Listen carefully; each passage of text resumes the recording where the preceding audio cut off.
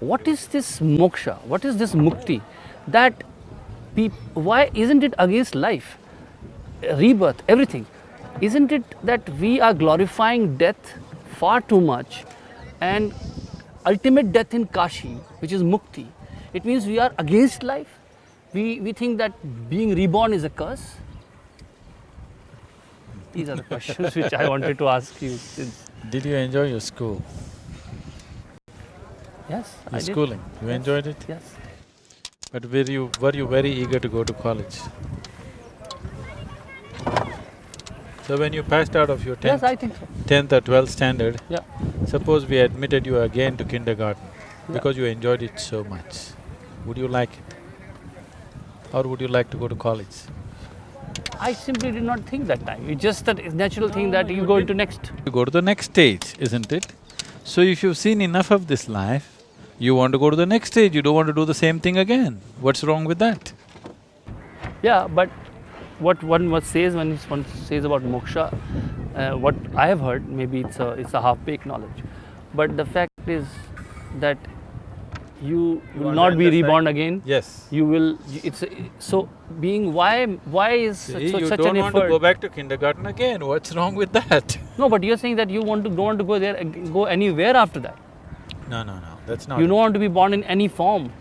Yes. Yeah. You don't want to go back to school once again. So every form is a school, you're saying. It's one stage of life. But then why do we say that, being No. born as an ant and being born as a human being are two different things? Because of the possibility, not because we think we are superior. Nobody in this part of the world has ever told you that you are made in God's own image or anything like this. That is the reason why we have all kinds of gods and goddesses. In Kashi, they manufactured 33 million gods and goddesses. In the form of an elephant, in the form of a snake, in the form of a cow, in the form of a dog, every kind. Just to make you understand, every life has its place. And there is no life happening here without the hand of Creator being actively involved in it. If you watch an ant closely enough, it's a magnificent piece of engineering and mechanics and creation. So, it cannot be happening without the hand of the Creator in it.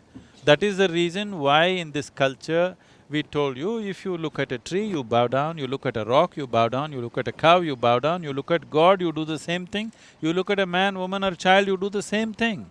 Because you recognize the hand of the divine is in everything that is there. Every atom cannot function without the source of creation throbbing in it. For yourself, did you create this body from outside, did you borrow it from outside, or did it happen from within? You gave it food from outside. But making a banana into a human being happened from within, isn't it? Yeah. So there is an intelligence and a competence which is the very source of creation within this. So now, to acknowledge that, first thing. So that is the reason all kinds of gods, everything is divine in this country. Here the saying is, Shiva himself said, Kashi ka kankar Shiv Shankar. Every stone in Kashi is Shiva. Yeah. So you don't bow down to one thing and not bow down to another thing. Everything you bow down because everything has an element of the source of creation. The possibility of human being is that you can realize that. Yeah, but the fact that Kashi is so significant, what is the significance of this city? These rituals are not glorification of death. This is not a celebration. This is a scientific process. Being in Mumbai city, you might not know this. If you ask the people in the villages or if you run an undertaker's business, you would know this. A dead body up to 11 to 12 days continues to grow its nails and hair and things like that. It's a fact of life. I've heard this, yes. So because when you happened in your mother's womb, you didn't happen like a flash. It happened slowly over a period of time. Similarly, when the prana leaves the body, it happens slowly. Someone may be practically dead. For all practical purposes, he may be dead. But still, the prana is not left his system. Still it is there. There are many ways to use this also. And above all, as long as the prana is there in the body, the person who's left the body is confused.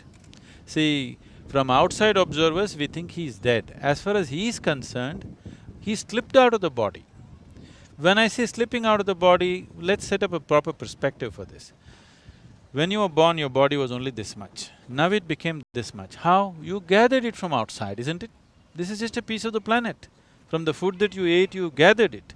What you gather can be yours. You can claim it to be yours for now, but it cannot be you, isn't it? Can it be you? Then what am I?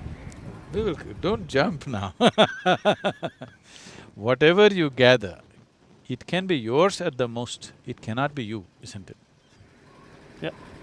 I gather this clothing and after some time if I say, this is me, this is insanity, isn't it? That's what has happened to people. They gather this body and they think they are this. So this insanity has set in.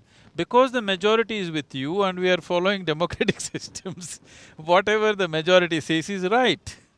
But that's stupid. You know you gathered it. What you gather cannot be you. It's nothing short of insanity. Because everybody is in the same condition, we think it's okay, but what is not okay is not okay.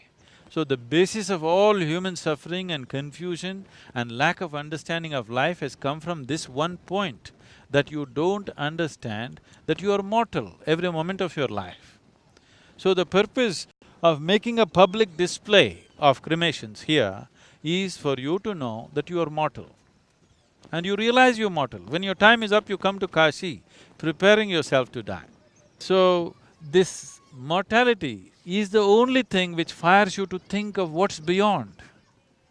If you were immortal, you wouldn't think of anything, your life would have no meaning, isn't it? Only because it's going to end. And what is going to end is just what you gathered. This body is a loan that you've taken from this planet. You take the loan from the planet, when the time to repay comes, because most people have made nothing of it except thinking rubbish in their head, psychological realities, however big they may be, they will collapse in a moment. When the moment of death comes, what you thought, what you felt, your thought and emotion will mean nothing. Existentially, what have you done with this being? That's all that matters. That dimension is largely obliterated in the society today because of very strong Western influence.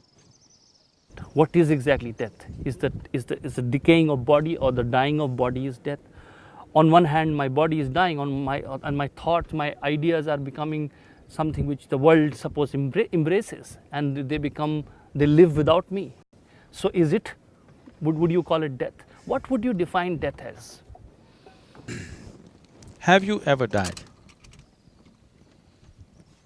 It's all right, for poetry you wrote. Have you really ever died? Did you die and come back? No. In your experience, no, isn't it?